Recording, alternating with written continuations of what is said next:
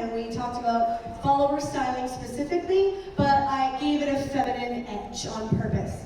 So we started from the head to the toe, we warmed up our neck and rib cage, doing some shearing and some rolling, a little bit more hip mobility, and the goal here is to make sure that you're warming up before every single time you go dancing or competing. The pros do it, and they're in better shape than most people, so you should be doing it too.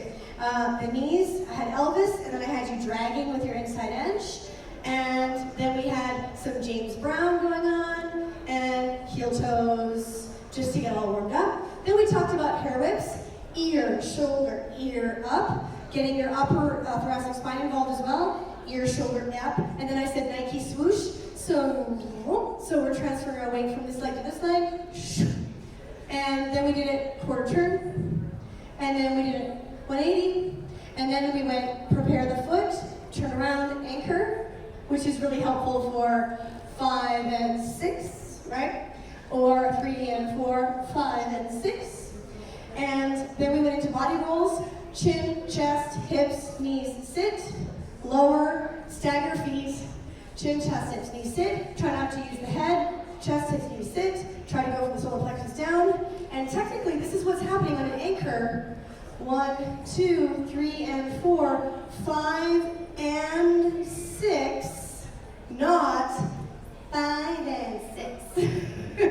We didn't really talk about that part, but that's going to transform your anchor. Then we talked about arm styling. So we have développé, and we went drop down, paintbrush, paint yourself, necklace, zone 2, cross the collarbone, développé. Zone 3 is really helpful for passes when you're turning. 1, wrap the present, unwrap the present, elbow, cat chasing its tail, red carpet position at the end of the slot. Red carpet position looks like this. No zone 4, but instead zone 5, paintbrush going up your hips. Really practical during compression. T&A, open the throat to be vulnerable. And then we practiced the whole thing with some syncopations where one of the partners was standing still, and we're looking for doing movement that travels in 2-beat increments, 2 different types of weight transfers. You have single weight transfer, where you're step collecting, and another one that is tap, step, so there's no weight on one of those steps. We're always going to start after count 2. 1, 2. You could go tap, funky, high and classy, bump it like Travolta, and doing the weight transfers could be a camel walk, or it could be a body roll, and there's more where that came from on those videos. The 2 things that I asked you to practice with a partner was the beads exercise, as well as no more flashlighting, use a laser beam.